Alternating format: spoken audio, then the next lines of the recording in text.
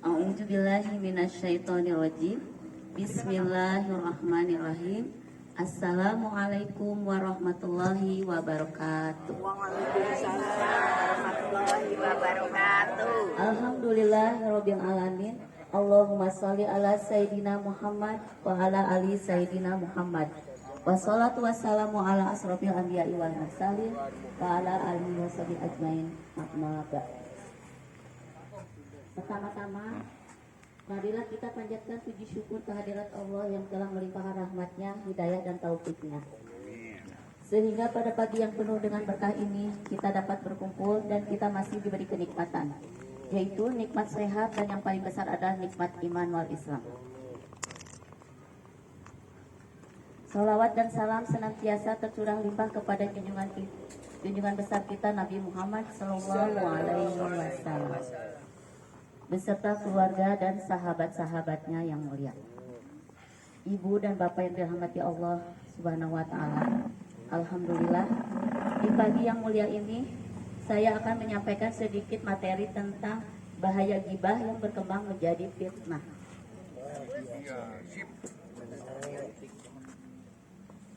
Ibu-ibu,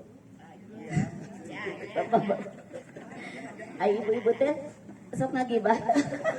Sering.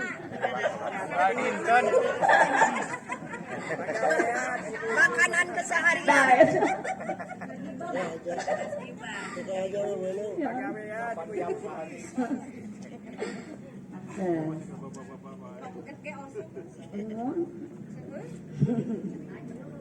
Janten naon nu dimaksud dengan gibah teh? Sok ngomongkeun. Iya. Kagorengan.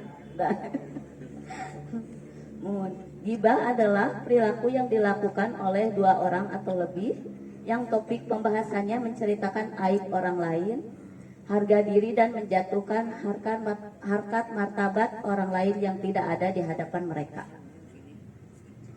Kadang-kadang kita tergoda untuk mengomentari orang lain yang tanpa kita sadari kita telah berbuat dosa. Kita akui pula seringkali gibah berkembang menjadi fitnah karena kebiasaan kita yang sering melebih-lebihkan dan menambah omongan yang tidak sesuai dengan realita. Dalam sekelompok orang yang sedang dalam perbincangan, kita sering menemui pembicaraan yang mengarah kepada kejelekan seseorang. Entah yang memulai pembicaraan itu kita atau orang lain, disadari atau tidak disadari. Yang jelas, apabila kita ikut larut dalam memperbincangkan kejelekan orang, maka kita telah berbuat ghibah yang dalam Al-Quran dan hadis telah diterangkan perbuatan itu adalah hukum haramnya. Haram hukumnya. Dibalik. Sama dihajar sama. Biar ketawa ya. Ya, sepadan rame. Dalam Al-Quran Allah berfirman dalam Quran surat Al-Hujurat ayat 12 yang artinya, hai orang-orang yang beriman, jauhilah kebanyakan dari prasangka. Sesungguhnya sebagian prasangka itu adalah dosa.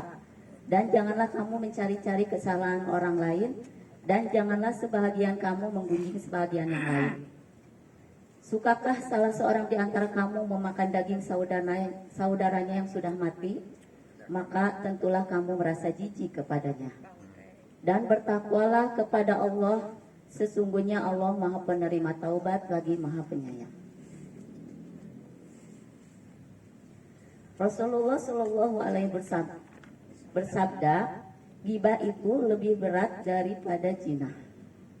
Seorang sahabat bertanya, bagaimana bisa ya Rasulullah? Rasulullah SAW menjelaskan, seorang laki-laki yang berzina lalu bertobat, maka Allah bisa langsung menerima taubatnya. Namun perilaku ghibah tidak akan diampuni sampai dimaafkan oleh orang yang digibahinya.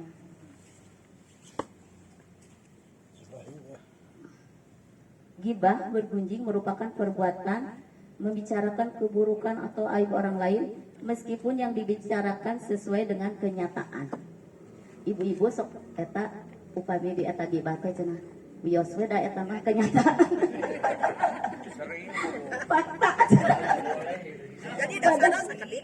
Nah, itu dosa besar haram hukumnya. Kan fakta. Tambihan deui. Ibu Sri nu sakitu teh. Minta. Ya Bu Sri tah. Aduh.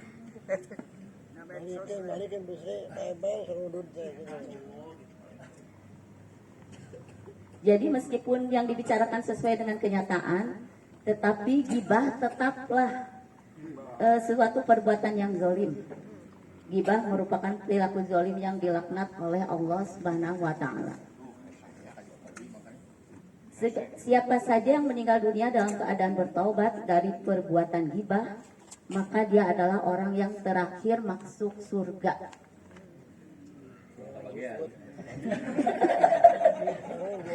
Muntar.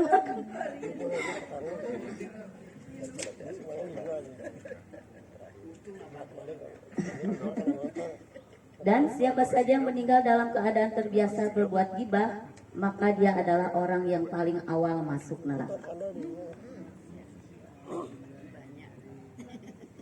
Pelaku gibah diancam dengan siksa yang pedih di dunia maupun di akhirat. Siapapun gemar menceritakan atau menyebarluaskan kejelekan saudara muslim kepada orang lain diancam dengan siksa yang pedih di dunia dan di akhirat.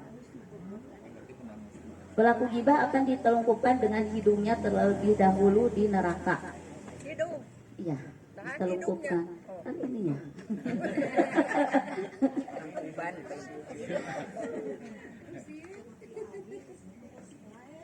Sahabat Mu'adz bin Jabal radhiyallahu anhu pernah bertanya kepada Rasulullah Shallallahu alaihi wasallam, apakah kita akan diminta pertanggungjawaban karena apa yang kita ucapkan, wahai Rasulullah? Beliau menjawab, hai Ibnu Jabal, tidaklah manusia-manusia itu akan ditelungkupkan dengan hidungnya terlebih dahulu di neraka, melainkan karena apa yang dilakukan oleh lidahnya.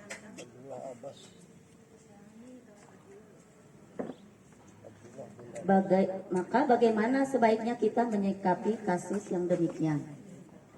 Insya Allah berikut ini adalah beberapa cara untuk menghindari gibah atau yang dapat menjauhkan kita dari gibah. 1. Diam atau tidak menanggapi.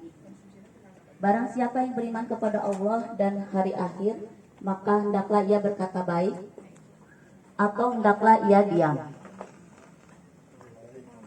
2. Menasihati pelaku gibah untuk menyudahinya. Barang siapa yang di antara kalian melihat kemungkaran, rubahlah dengan tangannya. Jika dia tidak mampu, rubahlah dengan lidahnya. Dan jika dia tidak mampu, rubahlah dengan hatinya. Dan itulah selemah-lemah iman. 3. Fokus pada diri sendiri. Artinya kita harus sadar bahwa banyak kekurangan dan kelemahan dalam diri kita. Dan kita pun wajib memperbaiki kekurangan tersebut. Maka fokuslah untuk memperbaiki diri dan mengisinya dengan aktivitas positif. 4. Memperbanyak ilmu agama. Selalu berpikir positif dan menyibukkan diri dalam beribadah, sehingga kita tidak akan punya banyak waktu untuk membicarakan keburukan orang lain. 5. Berteman dengan orang positif. Lingkungan memiliki dampak besar pada perilaku dan pemikiran kita. Jadi teman-teman yang mempromosikan sikap positif dan saling mendukung, teman-teman seperti ini yang akan lebih mendorong Anda untuk berbicara hal-hal yang baik.